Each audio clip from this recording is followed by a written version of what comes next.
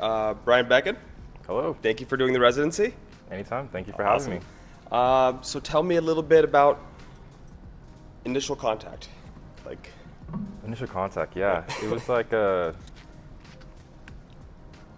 was like getting sent to a unknown land and attempting to discover, explore, and also preparing oneself. I had to talk to a friend at work, and then they were saying that like, because I basically explained to them like what my initial reaction when I came into this space was, and then I was saying how I was very defensive. I was very guarded and came with all my armor on, shields, weapons, and everything. And they said that that was okay that I became ready, because I feel like that you don't really know who you're really dealing with or who someone is until after you build like a rapport on who they are.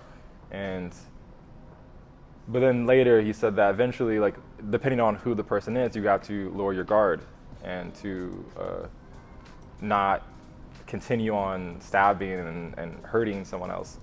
And so I felt like all that manifested into the way this exhibition has created, because I feel like even our first reaction to each other, it was hurtful. I intended to harm you in a way, and I think that intended, but like more of a reaction towards perhaps a unintendedly try to take over everything. Like I think when y'all left and everything was going on, I truly wanted to imagine what would it be like if I ran this space. right. Because I think that through my interaction with galleries, institutions, I feel like a lot of it is very centered on the commodification of the artwork, instead of like how do we have these more avant-garde, especially in Phoenix. The question I have for myself is how do I create something? How do I do something that hasn't been done, at least in here in Phoenix? Right. And try to, even if it means that I can't sell anything afterwards, I'm willing to take a risk, because I have a job, so I have something to support my income. And so, but at the same time, I think through the relationship with the institution or with the gallery, I have to figure out a middle ground between those ideas, because who pays for this? Right. And I think that's where there is very deep, for me, tension between the gallery and then also you as a person and who y'all are. Because I think that if I only look at you as if you are an institution, as if you are a gallery, then I dehumanize you as a person, because it's not just that every gallery in the world or every place in the world is trying to freaking fuck you over. Some are, probably, I don't know. But I think that has to be case by case, and you have to allow yourself to trust others and allow yourself to engage. And if something happens, disengage. Like, find out the balance and find the guidelines between these two things. Right. And before meeting you, I think a lot of my work has been very non-physical, related to digital works, but also into my artwork process has become but my art process has been led more towards facilitating space for other people, and the act of doing that itself is a creative act. And yeah. Yeah, I mean, a lot of what you said kind of echoes what galleries feel too. Mm-hmm. A lot of times we feel that we're in the same position as artists, and we do want to be more creative. And that's why we started this residency so many years ago, was to allow artists to have no restrictions. And so, you know, when we first walked in here, we said, wow, this really is all the way. This is no restrictions, but we thought this was so interesting. There is that element of anger here. Can you talk a little bit more about that and be honest with it too?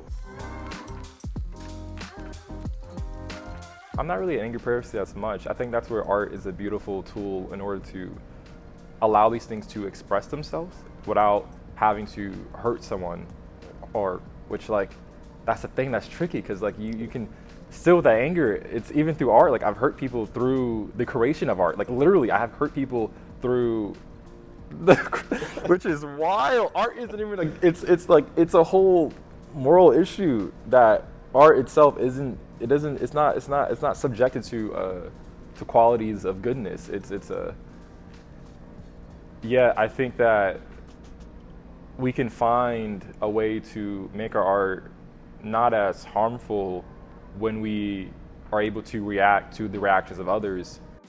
Well, I think a lot of what you said is very interesting is about like reaction.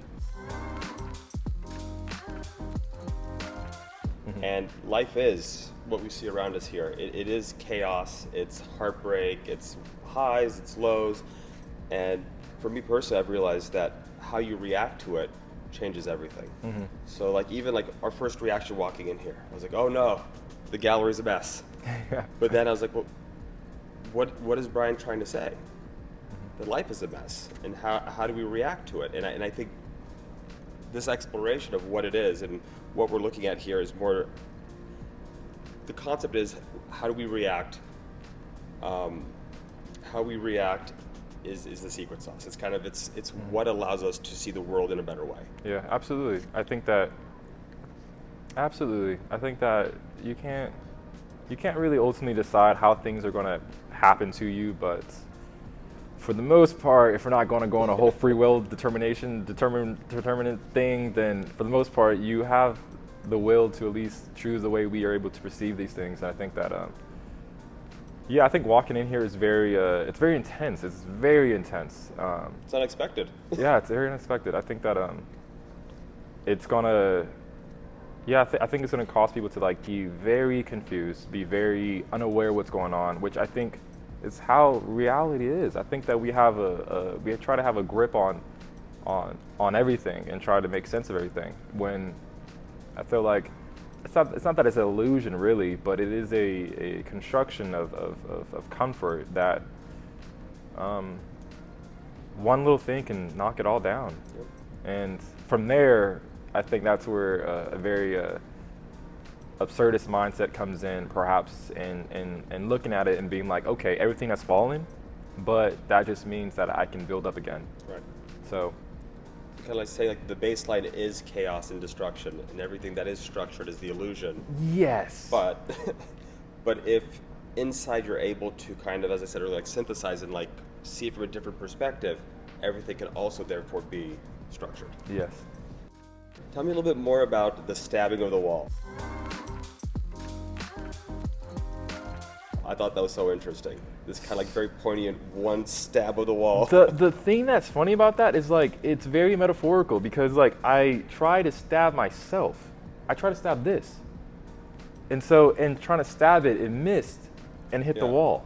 And so I think that that's very metaphorical in the sense that like when we try to harm ourselves, when we end up harming others. Yeah. So yeah, that's where that came from, which is kind of wild. Yeah, and also adversely, when we try to harm others, sometimes we harm ourselves. Yes. So I find that very interesting.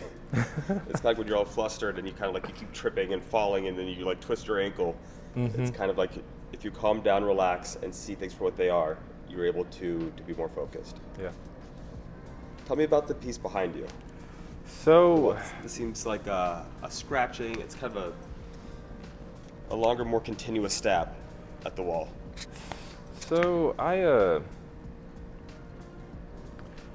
think one of the things that I had a lot of deep internal turmoil around was this.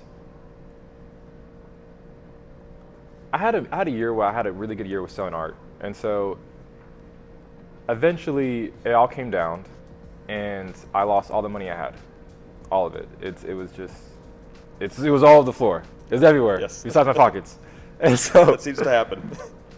And I think part of the show as well, or part of that mark as well, is the recognition and also acceptance of myself, of knowing that I've made mistakes, and to learn how to better analyze those things when that happens again, if it ever happens again. And I think it's very important for myself to recognize my financial illiteracy and know that I am not a person who is good at managing money. And so I think with that recognition comes change.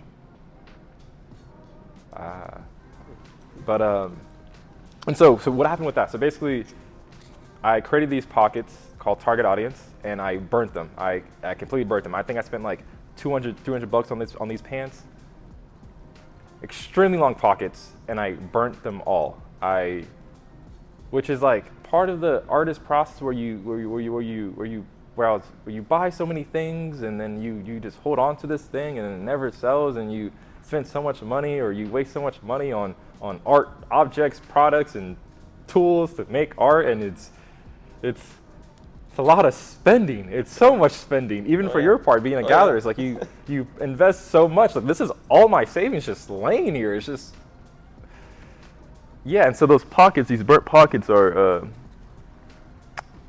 yeah. I guess it happened in a metaphorical sense and a literal sense that I burnt my pockets. I mean, this is one of the few industries or kind of worlds where you spend money to create for things that are not for consumption, other than mental consumption. But I think it's so important to do so. Mm-hmm. And I think people in the art world should look at one another and really respect that from one another. I think it's really interesting that we all do that. Yeah. That's like when you said, I was like, I'm there with you, dog. Yeah. I'm there with you, dog. There's, I think people in the art world see money more as energy to be shared, more so than just like financial gains, or, I mean, it really is, we want to share ideas, and we use that money to create those ideas and to share them amongst artists and galleries alike. So I think that's really interesting. And so I see a lot of that kind of, you tackling that subject in here. I think it's important. I think, I think I'm coming to see it a little more like energy as you do. Yeah.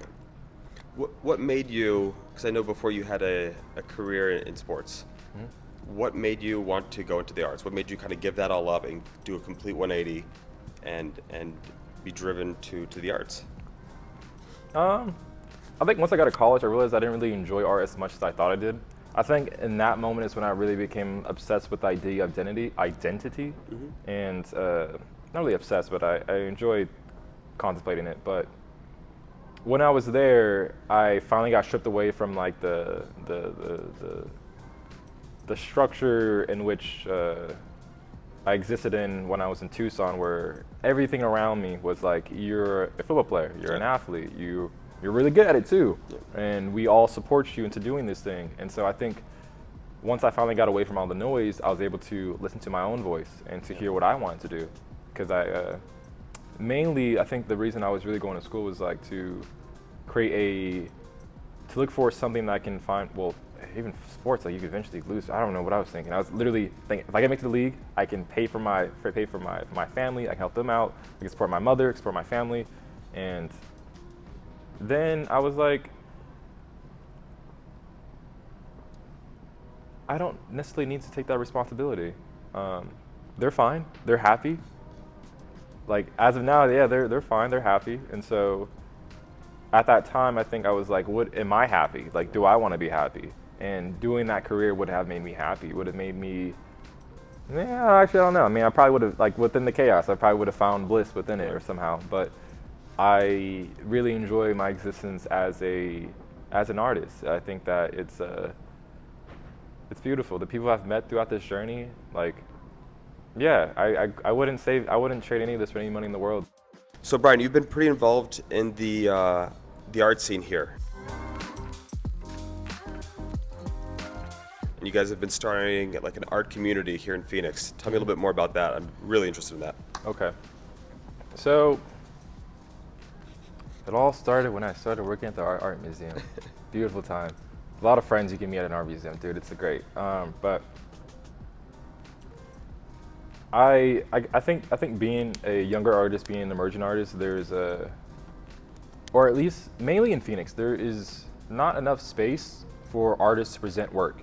And I feel like that is going to be the downfall of actually creating a community or creating something flourishing within the art community in Phoenix. Tell me about the community that you guys have built. There's how many of you? You guys meet monthly? How does that work? There's it's not really like a specific group of people. It's more so like so what I've done was I've basically opened up my house so that artists can come over and just express themselves, express their work that they're doing, show some work that they have, and then the rest of us just sit there and we drink wine and we talk about what the work is and talk about different ideas, different feelings we have. And in order to do, so basically what I do is each month is I would have to clean up my house. I would have to literally remove and push things out of the way in order to open up more space. And that's why my couch is here, or my bed is here. The reason I destroyed my bed, because moving those things around each month constantly is exhausting. It takes a lot of effort, it takes a lot of work.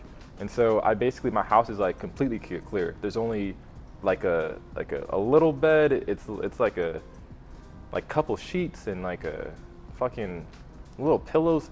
Not that comfortable, dog. Not that fucking comfortable. Like that's why I was laying there right now. And you came in because it was just like, the sweet joy of a fucking mattress. It feels so good. But there's something that I learned in football that it's always great. I'm saying there's things that you learn in it. The thing I learned in football when I got to college, even when I was in high school, is like this idea that when you're going to commit to something, you have to, you have to destroy the past in some way. And there's this story of how it went, but these soldiers, these were sailing to a land, and they ended up burning their ships. And so They can't go back. They can't go back. And so now that I can't go back, I cannot go back. And I put myself in a predicament where I have to face the uncomfortability of existing within a space that has no couch, has no TV. I broke my fucking TV when I got here. By accident. I love my TV. Oh my gosh. But that's okay because, shit happens. And so in some ways it works out because I have school and everything too. So I have to spend less time watching TV in order to manage school, curate these gatherings, and also make my own work and go to work. And in some ways, I guess I perceive the TV breaking as which it's okay. I have my laptop, I can just watch, I can Google videos and movies and things like that. So I didn't necessarily really need it. I didn't really need it. I see a theme because I remember when the process first started with the residency, it was complete chaos and destruction. Mm-hmm. And then we had a quick talk, and then it was so orderly. Mm-hmm. And then went back to chaos and destruction. And it seems like the same thing is happening at your home. Mm-hmm. So Yeah, tell me constantly, a little bit more constantly. about this constant self-destruction chaos, then total orderly illusion of control. Yeah. Yeah, because I think when people walk in there was wow, it's so open, it's so free, it's so, and then back in my head I'm like, dude, if you were here a day ago, you would see that everything was everywhere. It was just an entire disaster. I was creating work, so then there was this mess of materials all over the place in my house, and I think that it's strange because there is within that chaos. I knew where things were. I know where my scissors are. I found them easily. I know where things. I know where things are. Right. So in my head, there is no disaster within this space. But I feel I know that when people walk into this, there is they don't know what's going on, and that's okay. I think. But even then, I don't even know what's going on at the end of the day. Well, I feel like this reflects a lot of people's lives. A lot of times, we do have this chaos that when people come over, when we invite people into our lives, or when we speak to people, we present it a different way. Mm-hmm. So that's what that's what I'm taking from here. Yeah. Is a little bit of that reflection of real life. Mm-hmm. Tell me a little bit about the little homie next to you. So, how does it start? So this actually started with a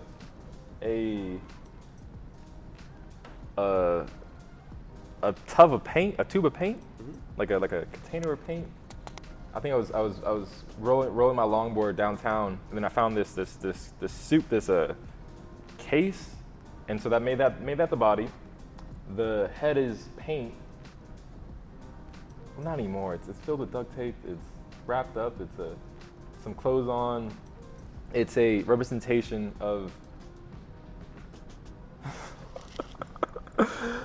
It's always, I feel like a lot of my realizations are like through conversations with friends. So I was talking to a friend, Urbana, at work, and we were expressing how like our lives were like a mess, and like we're young, like we were thinking about like, if you really think about it, like your 20s is really like when you become an adult. And so if that is the case, I'm only 25. So this is like a little 5-year-old version of me. And so I think in some ways it's a reflection of how I feel internally. Like I feel like a child, I feel young, I feel, yeah. And I think when it comes to the images of my face, I think even this video is a flat image of who I am. It's only a representation of this idea I have of myself. And I think that a lot of the images within here of myself are just, that's all they are. They're only an idea of who I am, which I think existing online has been very strange and odd because of the persona.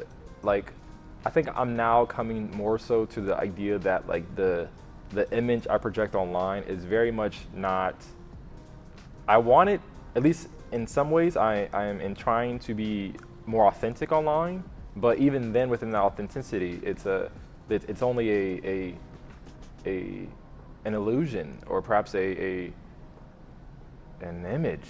It's just Do you feel there's a lack of energy that's enabled to be projected or shown online?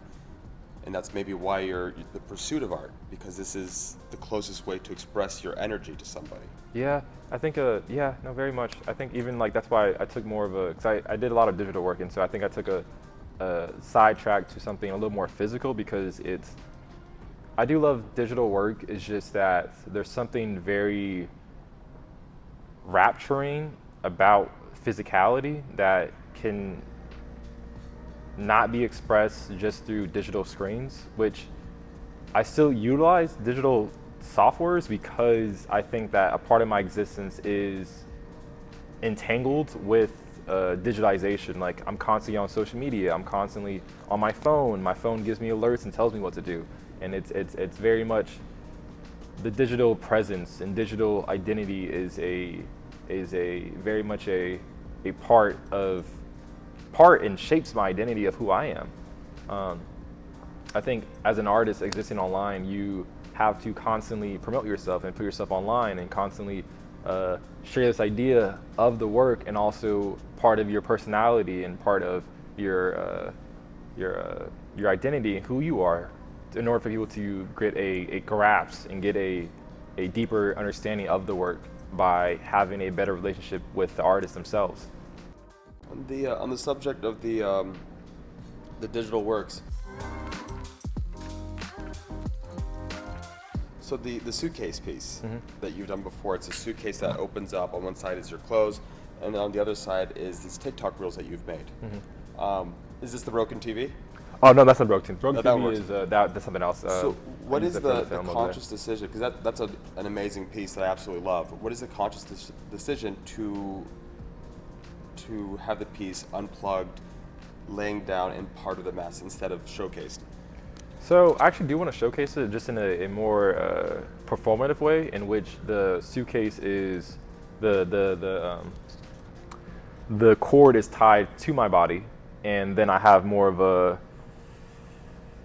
portable power outlet attached to the piece so that I can move around with it within the space. And so then it follows me, and it's this constant thing in which I have to constantly promote myself as I'm going through the space or going anywhere. I think something freaking Jeremy said, he was like, "You're always promoting yourself." I was like, "Oh, what the hell?"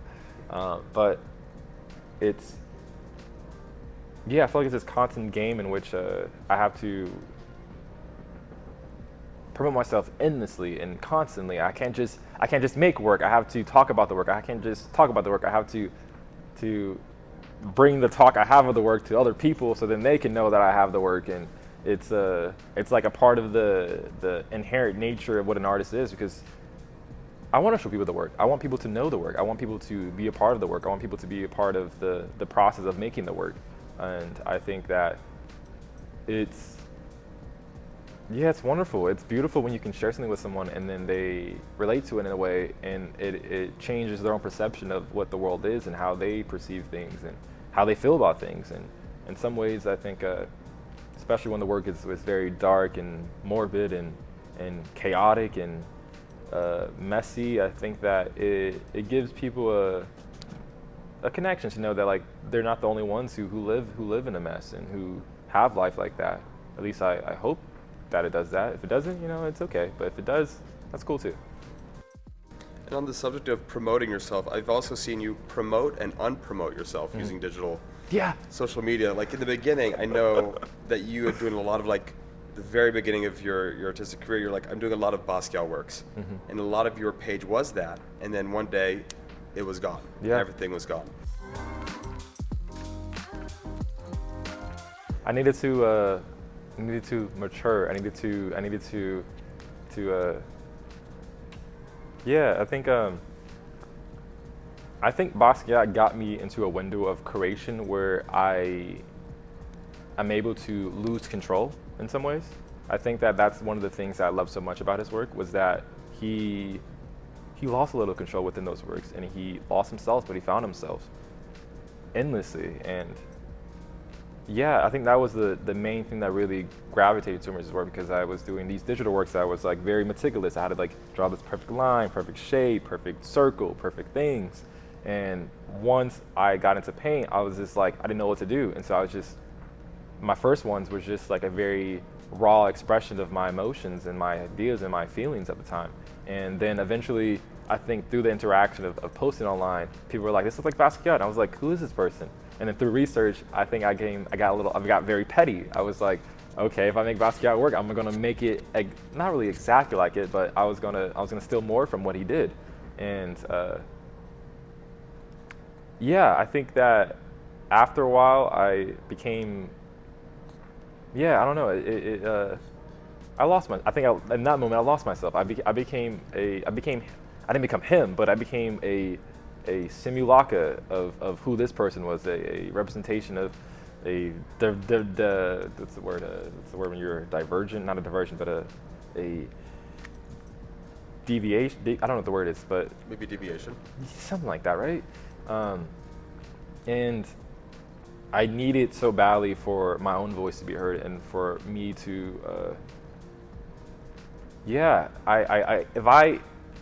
fuck no. If I die today and that's the only way people remember me by making fucking Basquiat ripoffs and deviations, and I would be in my grave I'll be rolling in my grave. I couldn't live like that. I think that at some point, I think that it's a natural progression within the process of creation, though, because like I think beforehand, students were studying from the classics. They were studying from the Impressionists, and now to today's societies, I'm studying from the neon expression, the pop art, the conceptual art movement, the Dadas, the flux movements. Like those are all my. The whole modern era is where that's like the golden age. Not really not the golden age for me, but like the classics. Those are the classics for me. Well, I think a lot of it's kind of the pre-internet age, where we live in a world where everything's online. Yeah. Everything can be searched. Before ideas, we kind of would be able to grab them, and people from different continents and countries would have them simultaneously. Yeah. And now we're in a place where it's kind of like The Simpsons did it, you know? Like everything's been done. And so this is why it's especially hard nowadays for artists to find a new concept, a new idea. And I think it's harder than it's ever been because of the internet. Yeah. And this is something that artists have been dealing with, for the past decade or so, is that every time they do try to create something, a version of it has been done, or they've seen so much on the internet that now they're pulling from so much of it without even knowing it. The fact that you're doing Basquiat drawings without truly knowing who he was, or even walking around here and seeing all this like art history scattered across the floor, and you're still getting to know them. but you still understand what their work is about because it's been like interlaced into the fabric of our world, that it's hard to not absorb it. So I think artists are faced with such a difficult moment right now to create something that's truly unique and truly breaks tradition of what has been seen before. Yeah. Tell us a little bit more about your I don't really. I think something you said stuck to me was very much as like absorb all the energy and then you have to remove it. You have to destroy it. You have to. I don't know. I feel like that stuck with me in some ways. I still now like it tingles behind my back. It's like because. But then again, I don't know. I don't really. I think even within that, where like you have like different groups around the world, even before pre-internet, where like this place, like when it comes to like language, like this place was thinking about language, and this place also was thinking about language. Like, I think, I don't know. I guess I'm getting more comfortable with the idea that like I am not original. Like I am a accumulation of history, all lining up to this moment in which I have now am constructing all that information in a way that I can see it. and I think like what AI is doing, right? Exactly, and that's why I don't think. That's why I'm like I'm literally just an AI. I'm literally just a generative input of information and throw it out as well as AI. I don't think there's a difference between that. In a way, like looking around the room, I feel like this is a representation of what AI would try to do to not be AI. Hey, I try to do that. Just yeah, I guess so. It's this desperate attempt to be human, and I think moving forward with a lot of, especially in the art and just in society, is a lot of decisions will be made for us using technology, and we're gonna have this like deep yearning of like how do we stay human? Are there still ideas left, and can ideas exist or be created in a world where all these decisions are being made for us through AI, through computers? So that's gonna be tricky moving forward. Yeah. Right. Yeah, 'cause I'm still searching for that understanding of like what does it mean to be human? What does it mean to, in some ways, but also I don't really. I think for myself, I'm interested in that. I guess that's kind of where it started too. In some ways, I think even making digital works, I was like, if AI can make images, like I have to figure out a different way to make art. But then. I'm really interested in what AI does because, like, I think, I guess the answer I'm looking for, not really the answer I'm looking for, but I wonder if, I think the thing that really intrigues me is, like, I wonder if anything else can perceive art as we do. Like, can AI actually perceive it, or is it just accumulating information about art based on the human's understanding of what art is? That's why I'm really interested in the time whenever the sentient being comes and it's like, oh shit, like this is what y'all are making? Like y'all gotta see what we're doing. And then, yeah, that'll be interesting. I think art in a way is like creation, emotion, and also desire. And that desire part, I think, is one of the parts that'll help you understand it best is the viewer. You know, you have the emotion, you create it, and then the thing that loops that around is the desire of the viewer. To say like, oh, I love that idea so much that I want to bring it home with me, that I want to be a part of it, that I want to go visit it at a museum.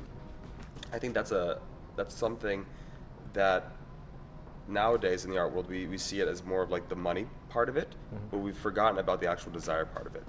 When someone like walks into maybe an art fair or a gallery and they see a piece and they go, I love that. You know? Yeah. That we've lost that a little bit these days. Yeah.